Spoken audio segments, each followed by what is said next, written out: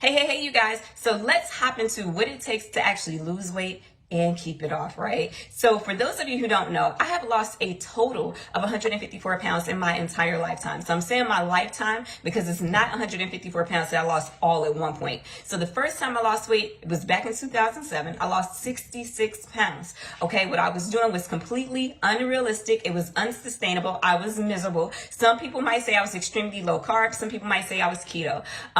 But pretty much I was eating salads every day. For those of you who don't know, I don't like salad, okay? It's not something that I would prefer. If it comes to a meal, I want my meals to be hot, savory, all of the goodness that comes with an actual meal, okay? I'm not big into salads, all right? The only thing that I really like cold are going to be my fruit and some ice cream, period. But that's how I lost weight then. So to be honest with you, I didn't know what the hell I was doing. So now your girl is down 88 pounds and I'm maintaining it. And so here are a couple of things that I've learned. So the first thing that I've learned is the same way you lose the weight is the same way that you keep the weight off, okay? So about 80 to 95% of diets fail. And that's because most people will put the weight back on. Not only do they put the weight back on, but they actually end up gaining more weight. Okay, and that's because a lot of times when it comes to these type of things, we don't necessarily know what we're doing, right? We just know to follow a plan, but we don't understand the why. Okay, so the why is to create a calorie deficit. So a calorie deficit is where you are actually consuming less calories than you burn. So if you want to lose weight, you must be in a calorie deficit. Okay, if you want to lose weight, if you want to lose fat, you want to be in a calorie deficit. So the thing is, your body naturally burns calories. Everything that you do burns calories. Breathing burns calories. Getting out of the bed burns calories. Yelling at them dogs in the background because they keep tipping and tapping in my doggone video burns calories. Everything that you do burns calories. Yes, fidgeting burns calories. All right. So with that being said, it takes a certain amount of calories for your body to function. So what is a calorie? You guys, your calories is just a form of measurement of energy. So your body needs a certain amount of energy for you to do the things that you normally do. Okay. So when you start to consume less calories than it takes to maintain your current weight, you're going to end up losing weight. So for those of you who actually like numbers, right? For those of you who like numbers, you want mathematics, like what is it? Mathematics? Yeah, there we go.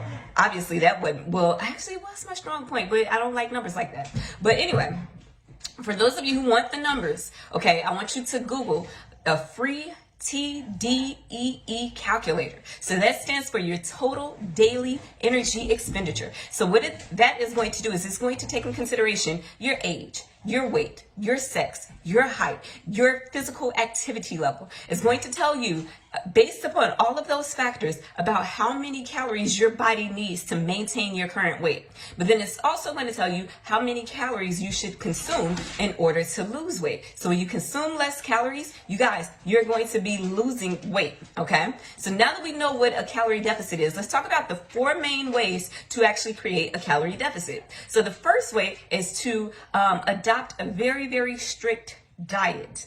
So like I said before, about 80 to 95% of people who lose weight end up gaining the weight back. And usually it's because what you were doing was too restrictive. So the thing is this, if you're going to give something up for this time period, you want to make sure that you're doing it for your entire life. So if you are just trying to lose 20 pounds for the next family reunion, and you don't care if you gain it back, this is not for you, okay?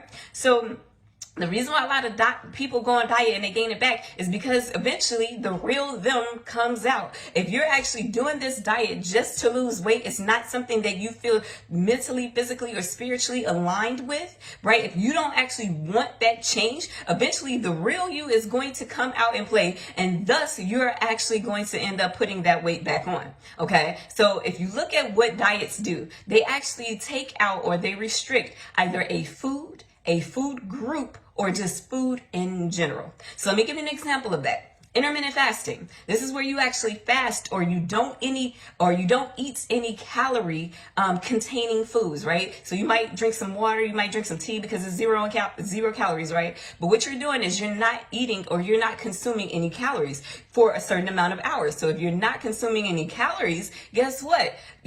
Your stomach is going to shrink, meaning you're going to consume less calories throughout the day. That's pretty much how it works, okay? So Another diet or something that people do is they might become pescatarian, not to actually improve the lifestyle or be more in alignment with their purpose, but just for the purpose of losing weight. So this means they cut out red meat. So now when you cut out red meat, which is generally a little bit more higher in calories, that means you're going to be consuming less calories. If you're consuming less calories, you're in a calorie deficit, therefore you are losing weight.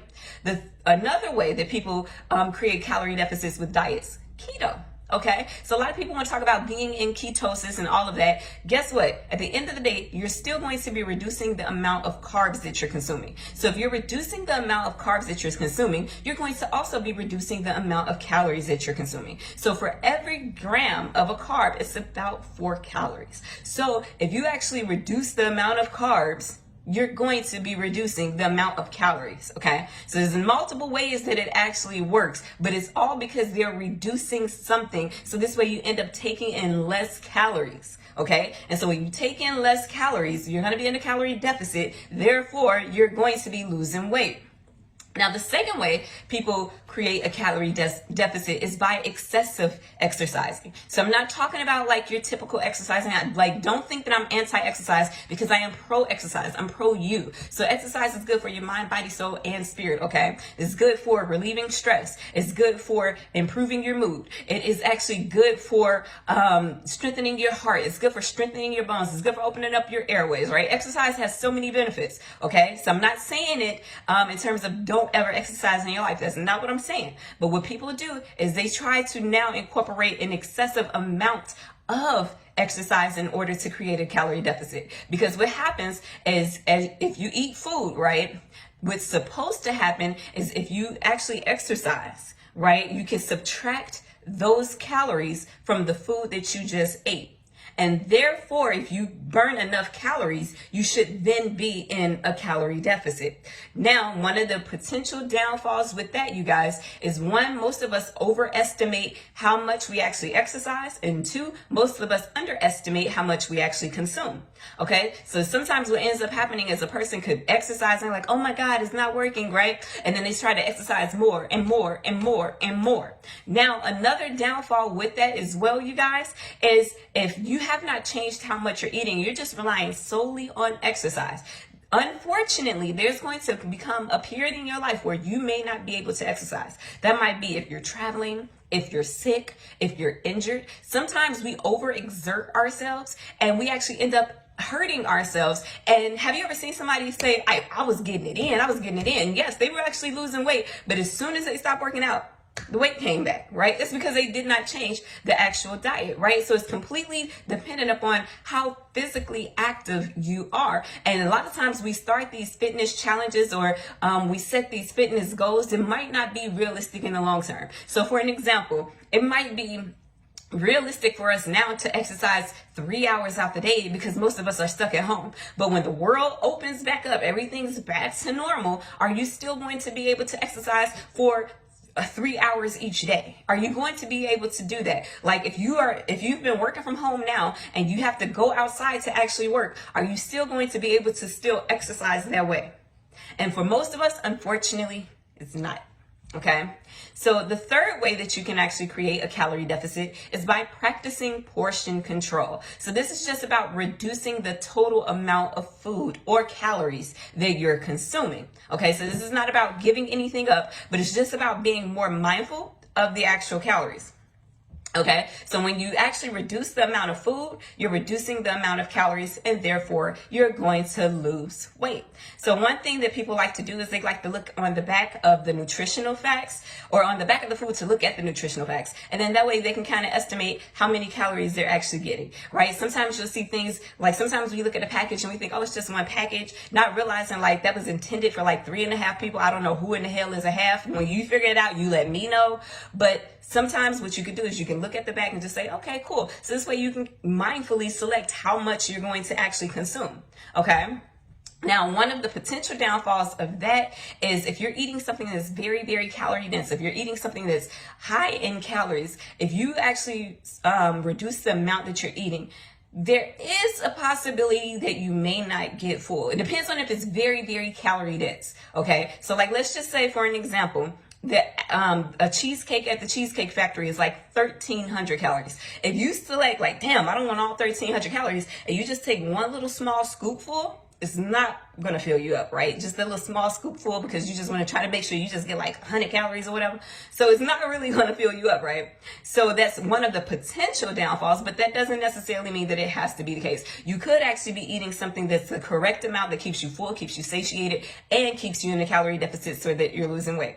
Now, the fourth way, and I've kind of hinted towards this, I'm actually getting you guys to do a little bit of this, and maybe you don't know, this is like my little mastermind thing, is by either finding a healthier alternative or volume eating. So volume eating is where you're actually consuming voluminous or high volume foods that are low in calories, that are nutrient dense. So when I say voluminous, I mean they actually take up a lot of space. So the basis behind this, you guys, is the more space it takes up on your plate, the more space it takes up in your stomach. This way you get full. Now, because it is nutrient dense, meaning it has protein and fiber and things like that, it's actually going to keep you full longer. And because it is nutrient dense instead of being calorie dense, or because it's low in calories, this means you can eat a lot of it for less calories as well. So an example of this would be, I talked about it before, like let's just say you were going for more protein. You may want it to eat 2 tablespoons of peanut butter. Now, if you look at a tablespoon ain't all that big,